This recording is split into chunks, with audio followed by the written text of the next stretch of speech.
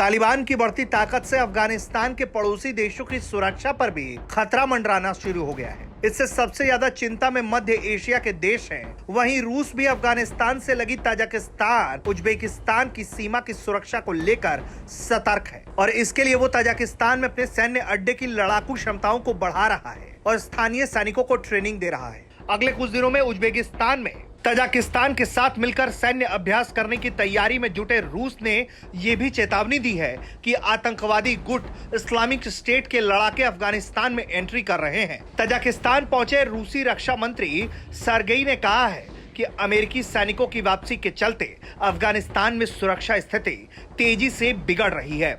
गठबंधन सैनिकों की वापसी के बाद से मुस्लिम बहुल मध्य एशियाई देशों के पड़ोसी मुल्क संभावित बड़ी सुरक्षा चुनौती से निपटने की तैयारी को लेकर अलर्ट है।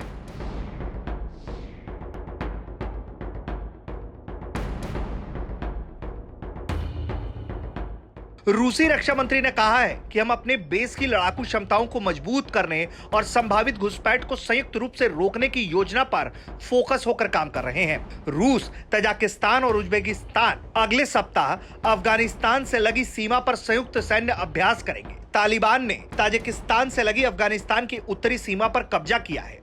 तालिबान अब अफगानिस्तान की 90% सीमाओं को नियंत्रित करने का दावा कर रहा है। वहीं रूस तालिबानी संकट को देखते हुए ताजिकिस्तान और अफगानिस्तान के बीच सीमावर्ती इलाकों में सैन्य उपकरण भेज चुका है। रूस 17 इन्फेंट्री फाइटिंग व्हीकल के साथ ताजिकिस्तान में अपने सैन्य अड्डे को मजबूत कर चुका है। ताजिकिस्तान में 221 सैन्य अड्डे पर 6000 से अधिक रूसी सैनिक पहले से तैनात हैं। ये सैन्य अड्डा विदेशी धरती पर रूस के कुछ सैन्य ठिकानों में से एक है।